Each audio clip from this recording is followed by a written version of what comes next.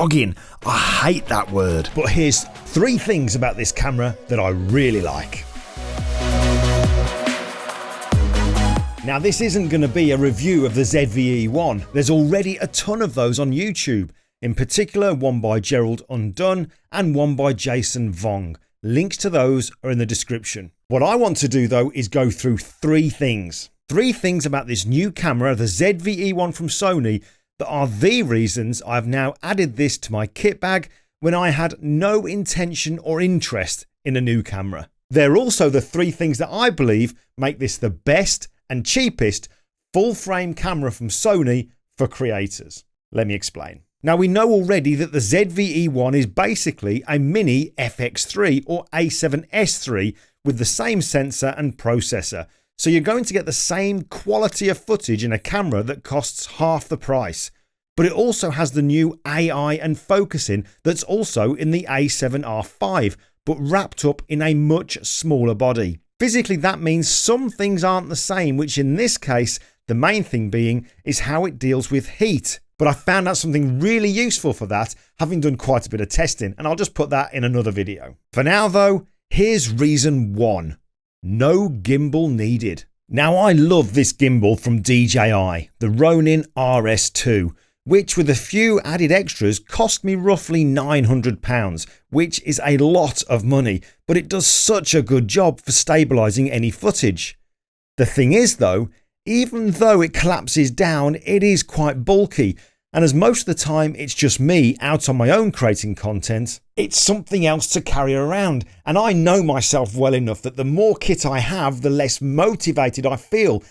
It's just hassle. Plus there's balancing it every time. Itself not a mammoth task, but when you have to do it quite a few times during the day, it kind of stops the flow. But if I'd had this camera before even thinking about buying the gimbal, I wouldn't have brought the gimbal, and that's because of the stabilisation, the inbuilt stabilisation in the camera. Now if we dive into the menu, there's these options. We have no stabilisation, standard, active and dynamic active. So check this out when I went out with the camera and the gimbal and did some comparisons. First of all, this is with the ZV-E1 attached onto the DJI Ronin RS2 gimbal, and as you'd expect, it's really well stabilised. Now though, let's look at the ZV-E1 with no gimbal. Firstly, this is with the stabilisation off. And straight away you can see how good the DJI Ronin RS2 is at smoothing this footage out. Now let's try the standard setting. That's a little bit better, but definitely not usable. But now let's go up a notch and try active. And straight away you can see that that is way better. You can definitely see the footage jolt each time I take a step, but it's not horrendous. It's definitely usable footage. Finally though, we have dynamic active, which as you can see from how it's stabilising the footage is very, very impressive. But I could take it even further and in Premiere Pro drag a warp stabilisation filter onto the footage, meaning now this is how it looks. Now using dynamic active does crop the footage and it's roughly 30%, but I just use a wider lens which I already have and use in my workspace when using the ZV-E1 as a webcam and to record these talking head sections. But now look, when you see the footage on the left using the gimbal and the footage on the right just using the dynamic active setting. For me that is way good enough not to need the gimbal. So with the ZV-E1 costing roughly £2,400, take off the cost of the gimbal of approximately £900, this means in theory the ZV-E1 costs £1,500. Reason 2, no microphones needed. Now I use the wireless Go 2 microphone sets from Rode when out and about. Great quality, do what they're supposed to do and do it really well. But the ZV-E1 has a new built-in intelligent microphone. And built-in microphones are usually pretty naff, but this is surprisingly good. Check this out. So this is me outside. This is what my voice sounds like when I'm using the Rode Wireless Go 2. And this now is just using the built-in microphone on the ZV-E1, an intelligent microphone that can pick up sound from the front of the camera only, behind the camera only, all around the camera at once, or intelligently switch to whichever direction the sound is coming from. So this is with the microphone setting set to all directions. So it's going to pick up what's coming to the front, to the back, above, the sides and down. And this is with the microphone set to front only, to pick up audio coming from right in front of the camera. So although you'll be able to hear what's going on around me, that sound should be drastically reduced so that my voice in front of the camera is much more dominant.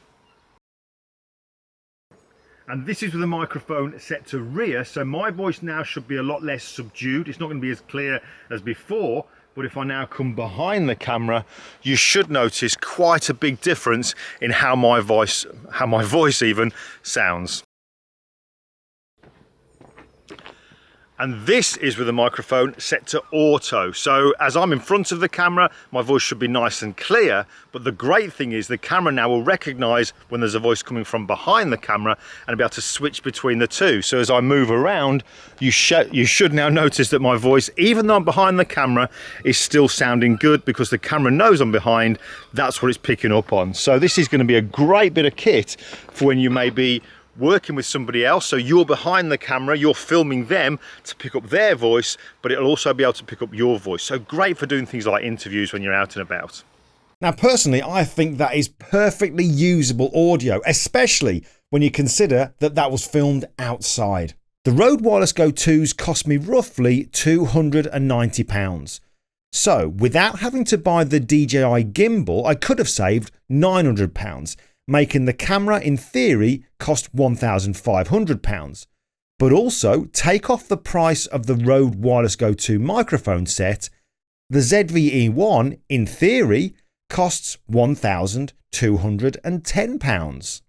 Reason 3, no assistant needed.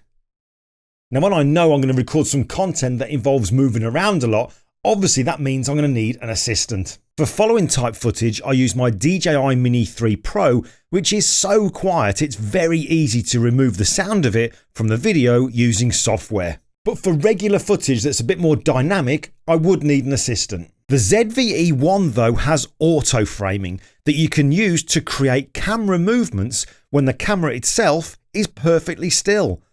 Auto framing also can zoom in and out as you move around in the frame, and it does all of this by cropping in either small, medium or large. You can also change the speed of the tracking.